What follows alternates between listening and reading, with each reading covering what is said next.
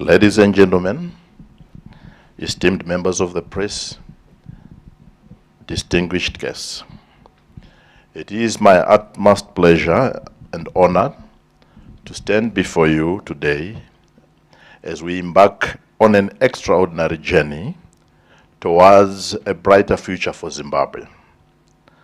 My name is Walter Muzembe, Mugabe's last Foreign Affairs Minister and the last man standing during the drama of November 2017. 6 years on today, I have the privilege of welcoming you to this historic occasion as we introduce my colleague, Saviour Kasukuwere, our escort in the 2023 elections. Our destiny has been tied for the last 2 decades in jubilation as we won several cycles of elections together, in glory as we celebrated different cabinet deployments, in danger as we fled from persecution, in adversity as we lived in exile, and now in our dual calling to rescue our glorious revolution now off the rails in ZANU-PF, our mother party, and in the ultimate calling of serving the people of Zimbabwe and leading them in this exodus from fear to hope. Our locus standi in the perennial Zimbabwean question presents us as agents of regeneration and renewal of our revolution and our country. And we are fighting entitlement and family and acolyte state capture of our great country, and seek to reassert the power of the people as it was in the beginning in 1980 when we were founded as a state. In our great nation's history, there has been remarkable leaders who have fought tirelessly for the empowerment and progress of our people. Today we gather here to present a leader who embodies the spirit of resilience and determination and an unwavering dedication to the Zimbabwean cause.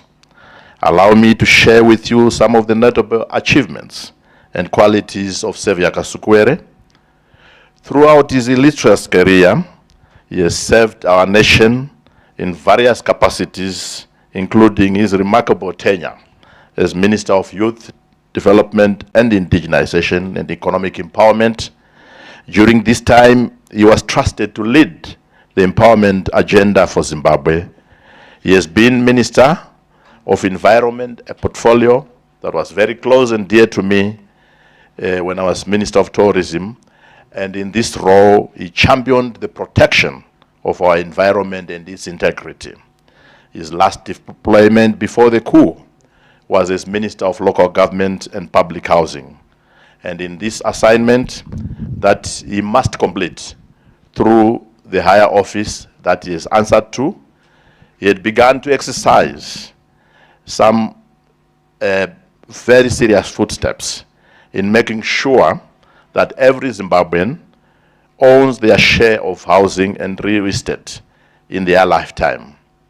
He served as Mugabe's last ZANU-PF National Political Commissar before the events of November 2017. Today, as we stand at the cusp of a new era, Saviour's candidacy symbolizes hope, inspiration, and a renewed sense of purpose for all Zimbabweans. His leadership embodies the voice of the people, echoing their aspirations for a better tomorrow, where opportunities are abundant and the fruits of progress are shared equitably. Thank you, and without further ado, I present to you Saviour Kasukuwere, the beacon of hope for Zimbabwe's bright future. Passenger number 34, please come over to the podium. Thank you. Thank you. The passenger who never landed and remained airborne.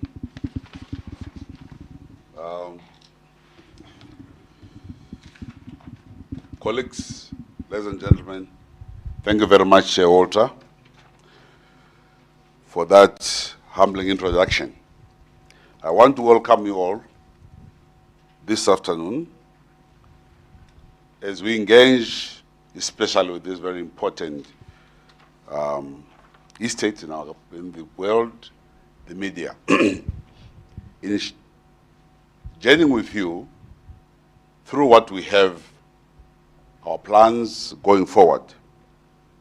Allow me at this juncture also to first of all start by extending my gratitude to the people of Zimbabwe, cadres in our party and various structures who have recognized our candidature, who continue to call us and strengthen us in our resolve to tackle the challenges that our country faces. My task today is also to share the political campaign plans that we have with you. Yesterday, we've successfully filed my nomination papers to run as an independent presidential candidate in the Zimbabwean general election scheduled for the 23rd of August 2023. The challenges of Zimbabwe are well known to all of us, and especially to colleagues here in the media. And the major challenge, obviously, is the economic challenge that Zimbabwe faces. But you can't resolve this question without also attending to the politics of Zimbabwe. You're going to get the politics right for you to get the economics right. What is at stake in the forthcoming elections is a stark choice between regeneration and elite capture of the state, its resources, between modernization and regression into the past. Post-2017, November, together we all gave the new dispensation the leadership space to govern, the leadership space to unite our people, the leadership space to provide a new vision and direction for our great country. In his 2018 campaign, Emmerson Mnangagwa promised to deliver health, care for all. The answer is a failure. He promised to create jobs for the youth. I'm not sure if any one young person has been able to get employed in the past 5 years. He failed. He promised to modernize the railway infrastructure. Up to this day, we're actually seeing bouncers pulling the wagons, meaning that we don't have enough work for those railway systems. He promised to grow our national economy, and nothing has happened. If anything, we have seen the entrenchment of corruption, individuals getting richer than the state. He promised to conduct social and security reforms and facilitate Zimbabwe's re-entry into the Committee of the international community. That, again, he has failed. The very basic responsibility that Mnangagwa had as president for the past 5 years was to improve the lives of the ordinary Zimbabweans.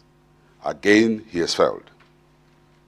This was not only a responsibility, but an opportunity, which unfortunately he missed not only for himself, but for every Zimbabwean who trusted him and gave him their sacred vote. It is because of this failure by the current leader that I accepted the call to return to Zimbabwe by the people and stand as a presidential candidate. This is what democracy is all about. It is the right for people to stand, to be chosen, or for people to deny you the right to lead their country. It's a time to renew the leadership. Every 5 years, our country is expected to go through this process. This has been the case since 1980, after the protracted war of liberation. And we want to continue to maintain the democratic nature in our country, in its systems, and in whatever we do. Colleagues, allow me to say again that in this renewal, the leadership of our country there comes a time where they must also accept. At 85, you must be thinking, not only thinking, you must have accepted that I've done my part.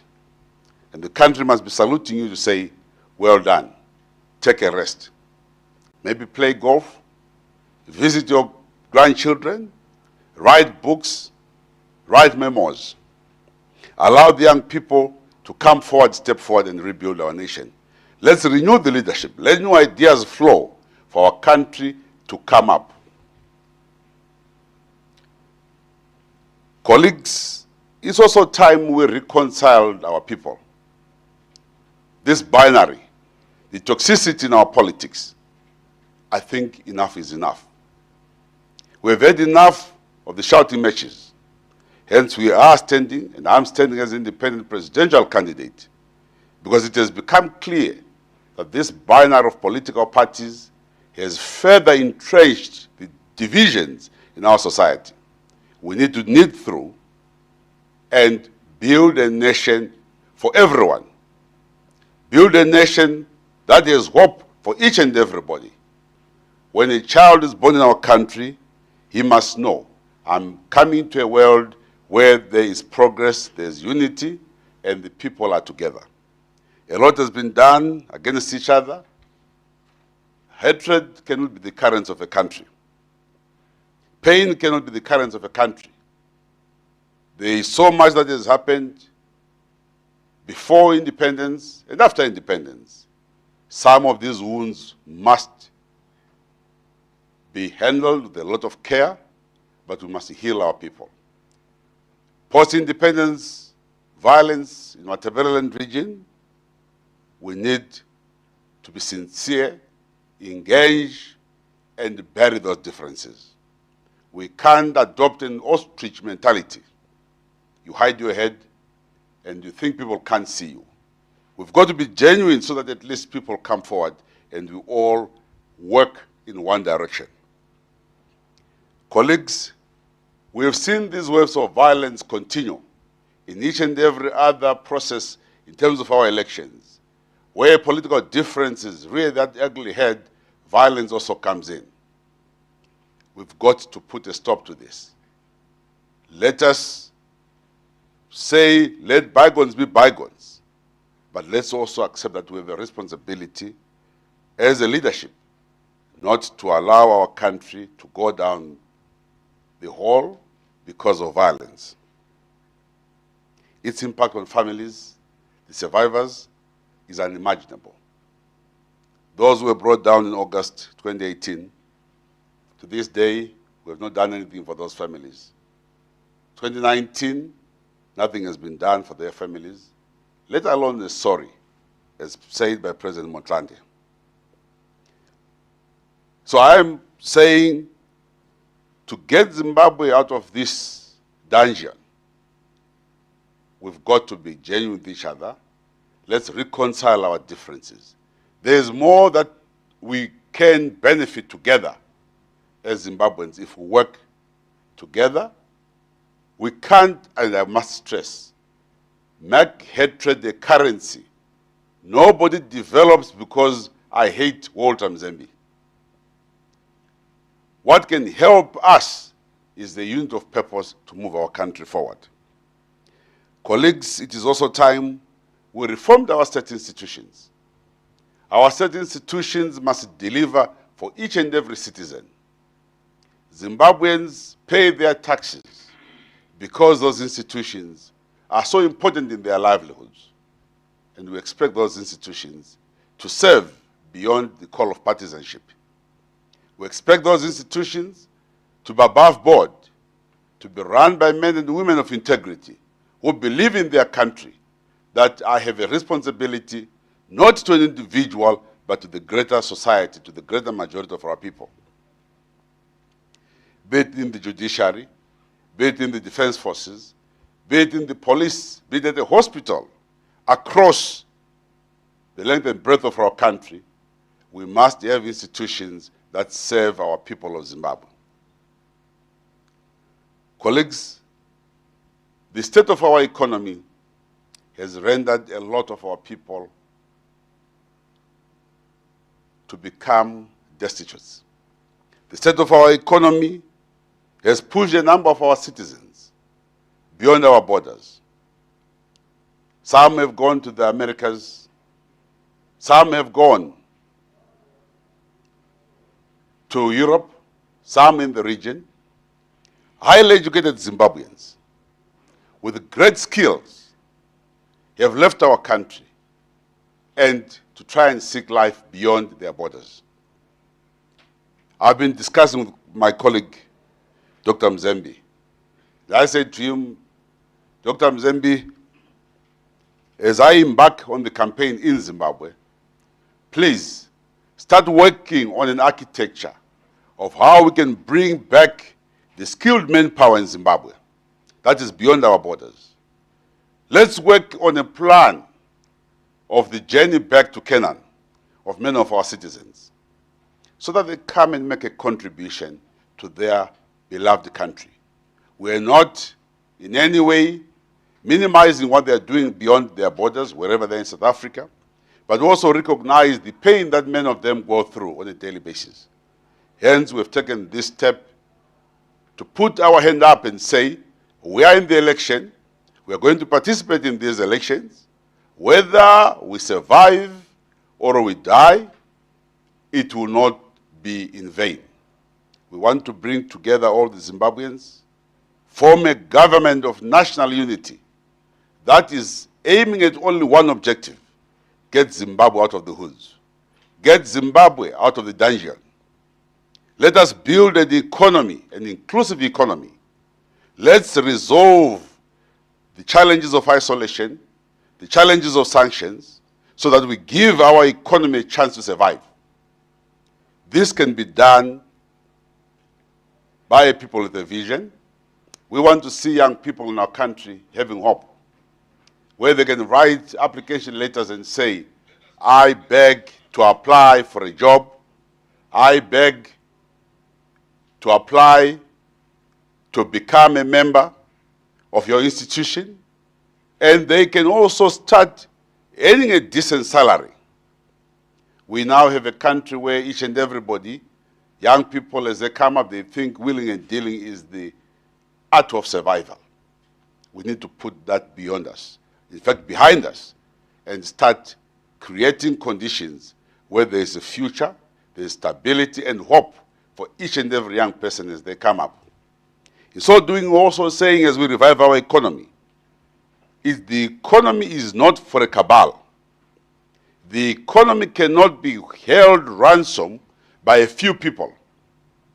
Let's open up. Let us do away with the cartels. Allow more citizens to have a play.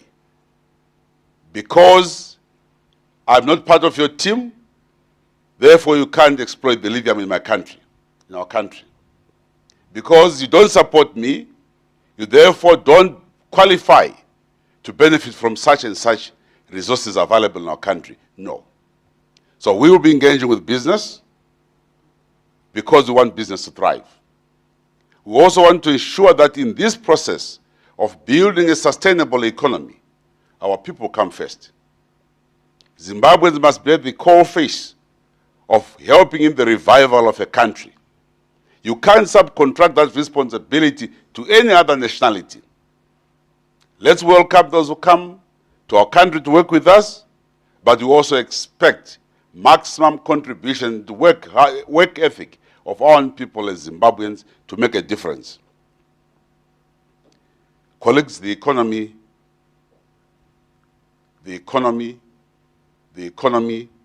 remains the generational responsibility that we must now tackle. Every generation must define itself. Either you fail or you succeed. We can only determine and see what type of a generation you were if you fail on this duty today, which is to say, build an economy that will stand years after you are gone. If we fail in that responsibility, shame on us. So we want an economy where we leave nobody behind.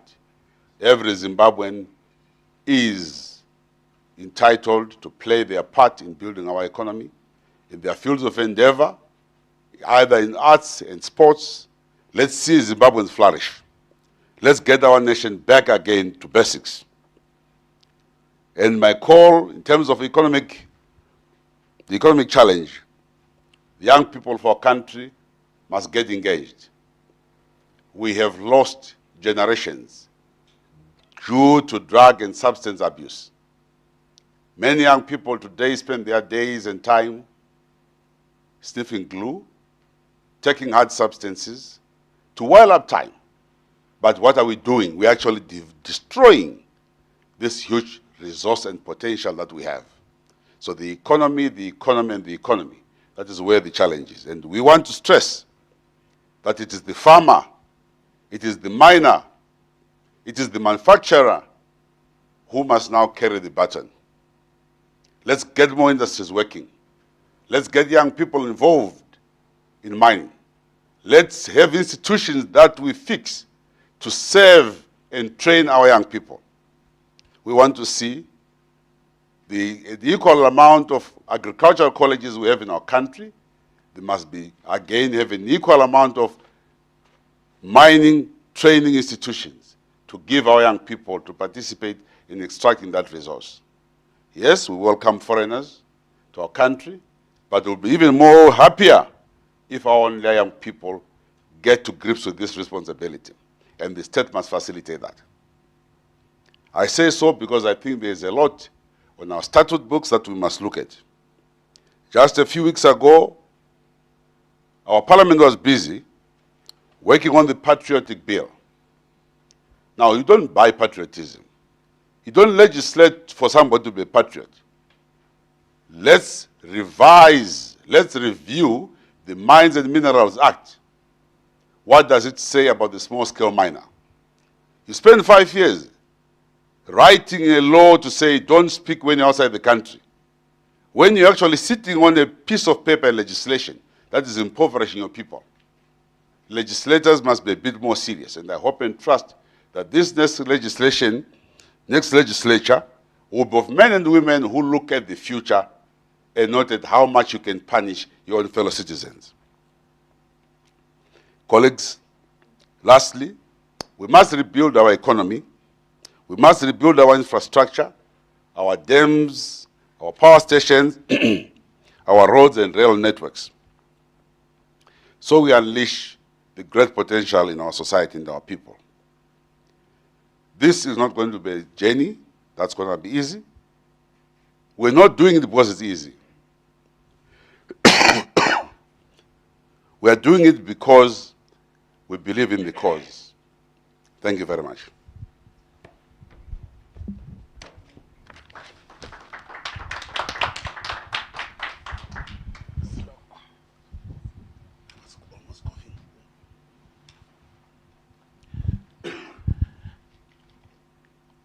I'm directed by the communications director that we will field questions inside this room, but they will not be exclusives. So we'll field questions from where we are, but they will not be exclusives one-on-one. Please just take note of that. And with this, I think we can shoot. Thank you.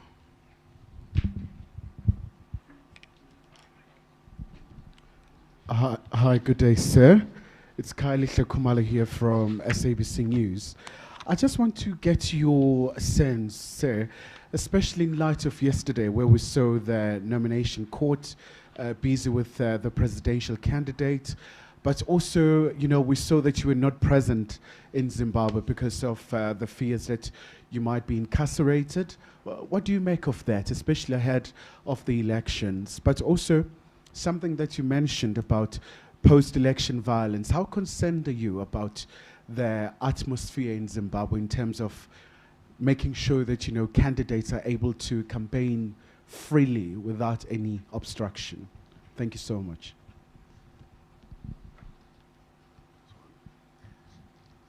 Do you want us to respond to one question at a time, or we'll take three and answer? If the question? Okay, seeing, yes. Yes. Oh, okay.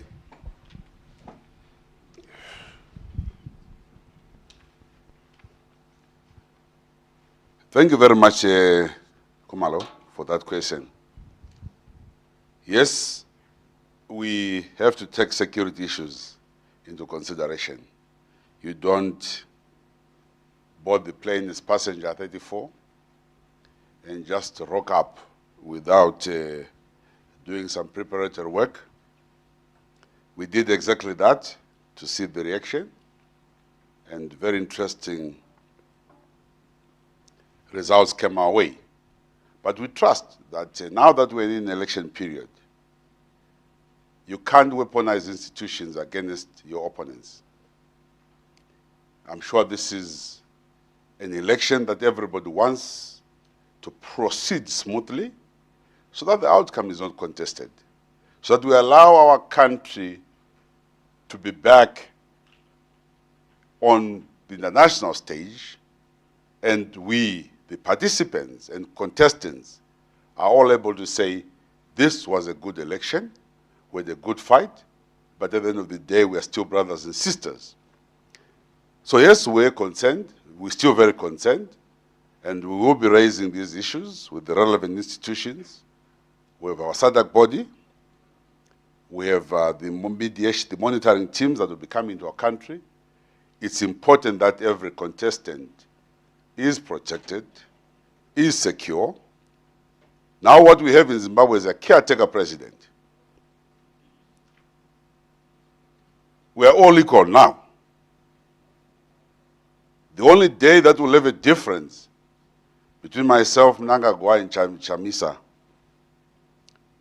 I don't know the others, but these are the two. I think they are somewhere behind my numbers,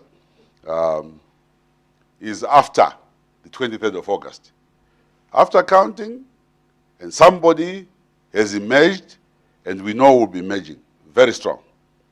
Then we can start arresting others if you want to arrest others. But the game is not about arresting people.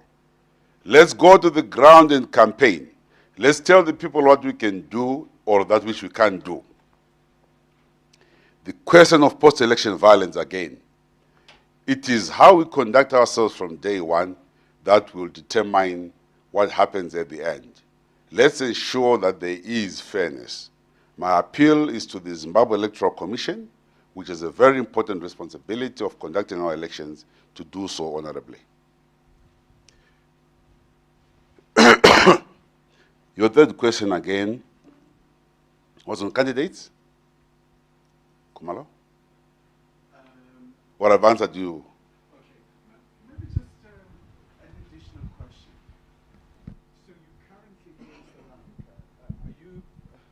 So you're currently here in South Africa. Are you perhaps campaigning here, but also... No. You can't campaign from South Africa. Okay. South Africa is not in an election season. In South Africa, we'll have its elections next year. So if I'm going to be invited to come and campaign for some friends or so, well, I'll come and do that. But I am on my way to Zimbabwe. I'm going to be in Harare and visit each and every district in my country. That is where my campaign will be. We will soon be launching our main campaign in Harare, in Zimbabwe. That's where the game begins. So we're here, obviously, for other issues that we have raised before, but we are not dated. We are going back to our country. We have to make a difference in our country. We have to fight the elections in our country. That's what we're going to be doing.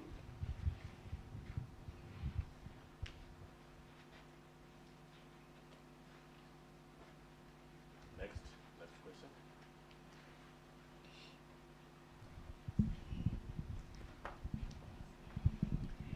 Thank you. My name is Siphe Matikizela, and I'm an activist. So I've got two questions for you, but I think you'll be able to answer them as one. First, you said that you do not believe that Mnangagwa had created any employment for the youth. And when you were Minister for Youth and Development, do you have any statistics or where we can see whether the youth unemployment increased or decreased in Zimbabwe during that during that period? And how are you going to encourage Zimbabweans who are possibly here in South Africa to go out and vote, especially the youth? Thank you. Thank you, my sister. Yes, indeed. You look at any government, it must be very clear in terms of its commitment to the development of the youth. During our time, we created opportunities for the youth. We put up funds, youth funds, almost over $100 million for young people to pursue their endeavors in the various fields of endeavor. We did that, and I know that we created loads and loads, thousands and thousands of opportunities as well as jobs. In fact, today the young people and women who are driving our economy, the middle age, are mainly recipients of what my government then, or my ministry did to empower and assist. We created an enabling environment. In terms of the legislation, we ensure that young people have access to land. We ensure that young people have access to tenders. We ensure that the training that was being done was conducted in a manner that also looked at a wholesome, inclusive process that brought in even people from the rural areas. We set up funds which were accessed by young people in all our 10 provinces.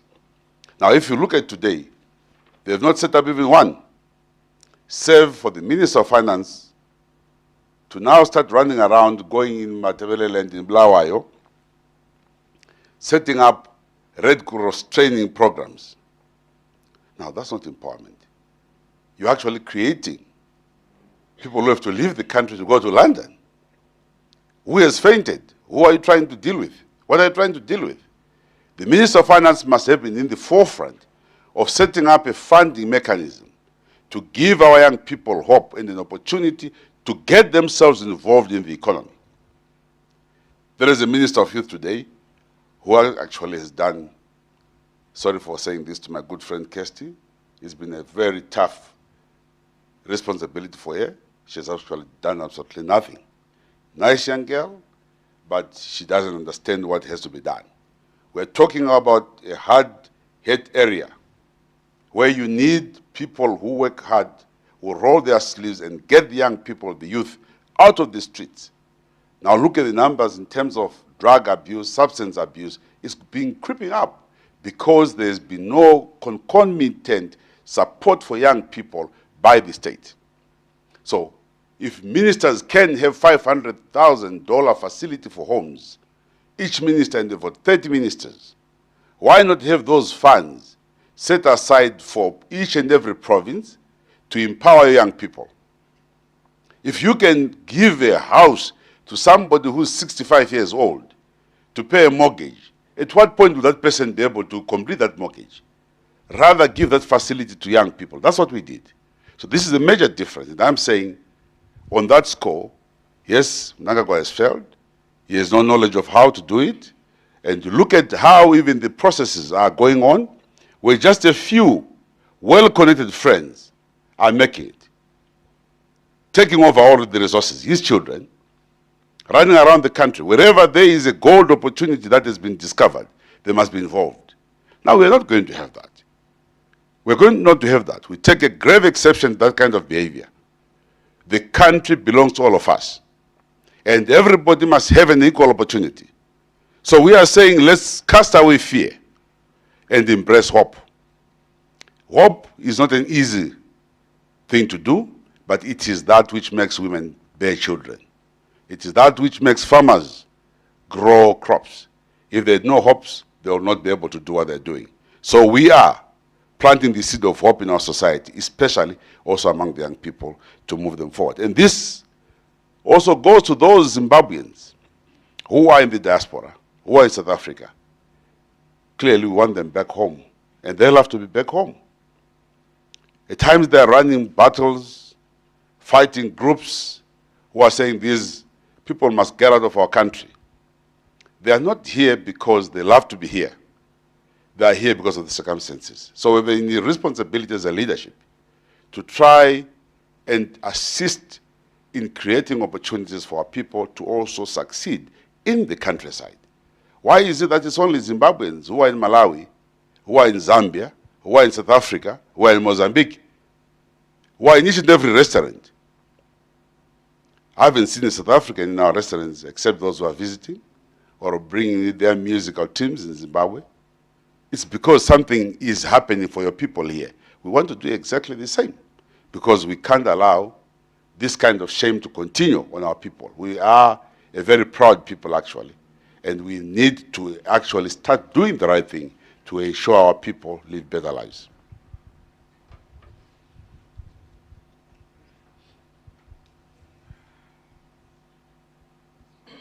Exhausted?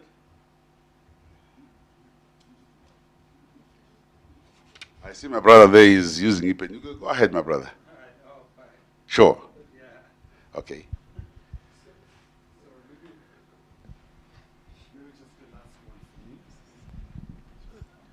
Okay. Maybe just the last one for me, sir. Also, you spoke about bringing back the Zimbabweans who are scattered all over the world to come back and contribute in terms of reviving the economy.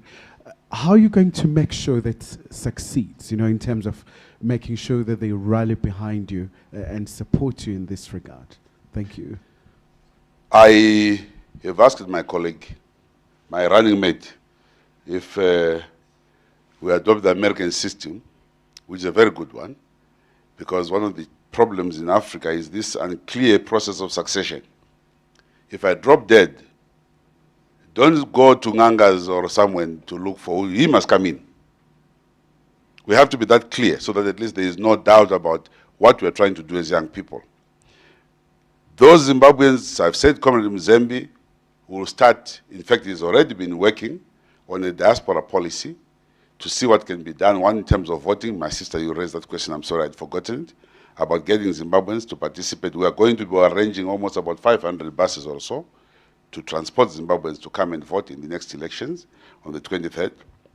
Secondly, Dr. Mzembe has a very able team which is working with to create a database of Zimbabweans from various stations in life to bring forth their ideas and hopefully to be part and parcel of those who will also come in to jumpstart our economy and bring those skills that they've acquired.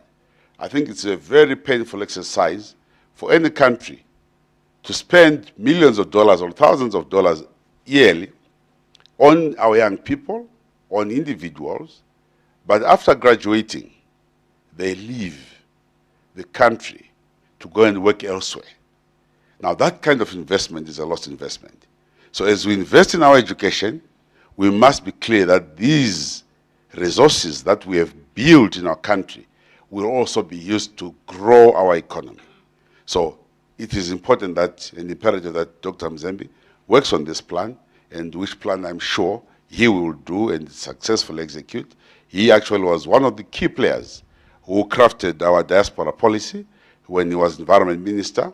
We brought back a number of Zimbabwean skilled persons then, and he also went on to grow our tourism industry from merely about millions to billion turnover, almost about 7 billion if I'm not mistaken, on an annual basis, because tourism was then pumping in Zimbabwe. So we know we have a very, very able team. Ministers who were appointed by President Mugabe, for your information, 60% of them were around 40 years old. And that's why November 2017 was dismantling that architecture to try and bring in, I think, this entitlement culture. Those who had not eaten wanted to eat. We are saying, fine, I'm sure 5 years you have eaten enough. Can we now start ensuring that everybody eats? I think there's one last question. Okay, one last question from me.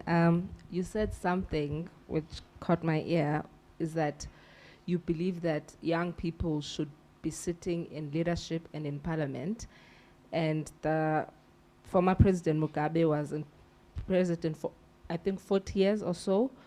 What is your stance on that? And should you become president, would you want to be in office for so long? Even if I wanted to be, the Constitution doesn't allow. we are limited to 2 terms. But we also have become students of history. We have seen the problems with overstaying your welcome, which happened then. But President Mugabe's circumstances must also be understood within a context. They were questions of the liberation war that had not been finished. We urged him on to complete the task of the land reform program. He often would say that even the late Joshua Nkomo said, Robert, I'm now dying, but I want you to complete this journey. The land must come back to the people of Zimbabwe. And he did that. Perhaps he was the best to do that, because we have seen some of them, shaking, talking too many numbers, billions of dollars to compensate this, to do that. We wanted to be clear that the land belonged to the people of Zimbabwe, so that they also become part and parcel of the economy, because the land is the economy, and the economy is your land. His age factor, agreed. One thing I must accept, he was old, but his mind was very young. He was smart. He was well-read. He kept himself abreast, and he knew exactly what must be done. But politics being politics, he stayed on for a bit, just too long. But what I know, and from discussions I had with him, in August 2017, for over 7 hours, the 2 of us sat together. He said, Kasukuwere, I'm on my way out. I now want to rest. I've done my part. We wanted President Mugabe to go in dignity. That's where we have a major departure within the party. We can't allow any leader to be humiliated. We grew up in the Youth League. We know what it means to be disciplined members of and cadres of a movement. One thing you don't do is, when you have a leader, you abuse him, you dump him. That becomes a chronic and recurring process. That becomes very embarrassing for a country. When a leader has done his part, treat him with respect and let him rest. Because there is no leader without supporters. If you treat him badly and he reacts also, he can cause disturbance in a country. So we felt President Mugabe deserved an honorable exit. He had done a good job, albeit he had overstayed a bit, but he had to be respected. He was the founding father of our country. We don't like how he was treated. We don't like how he was buried. We don't like where he died. For once he said, here I was born, here I shall die, and here I shall be buried. He believed in his country. He believed that he was a Zimbabwean and he had fought for it. We will respect Comrade Mnangagwa. Mnangagwa will respect him. We will respect the generals, those who have served our country with dignity. We want to ensure that we respect and retain their dignity. But the country must move forward. So the young people must come in parliament. Young people must come in government. Look at the Rwandese government. President Kagame has with him 40-year-olds, 50-year-olds. When you're at 60, you must be talking about a pension. My brother is getting close to the 6th floor, so I'm sure he will start getting ready for it. You'll be offloaded. But you can't want to drive a process at 8 years. I mean, it's just unacceptable. Even the body doesn't allow it. Why are you pushing yourself? You want to just be known as, it's even better to be a respected statesman at over 80 than one who gets dragged out of the office by the people. And this is essential in terms of communicating to our leadership and to those who are in offices. When they leave, they must live with respect. How we treat them is also important as citizens. Let's give them the respect. But don't overstay your welcome, because you'll be hurt. If we retire our people most of the time, 65, everyone becomes a pensioner. Now, when you're at 85, you are 20 years into extra time. Even soccer or golf, you don't get that much time. So we want Zimbabwe now, parliament, institutions, the boards, the civil service, to be run by an efficient and young generation. This generation which can't use computers, which still believes in long handwriting, must go and write their memoirs and allow the youngsters also to come up. This is not, it's not an individual's decision to say, I just want to remain in charge of this country. It is a collective responsibility. So, if you have done your part, you have been in the war, you have been in government for 40 years, comrade, you have done very well. Thank you very much for your service. We really, really like to thank you very much. But it's time up. We have to call the umpire. The referee has to say, the game is over. Let's move on. Thank you very much. So thank you very much. I'm sure in the ensuing days before the candidate 34 or passenger 34 embarks on the journey back home, you will be having your opportunities for one-on-ones. But for today, we wanted to just fill the questions here and with your gracious permission, allow us to now depart. I'm your convening chair, Dr. Oltam Zembi, and blessed day to all of you. Thank you.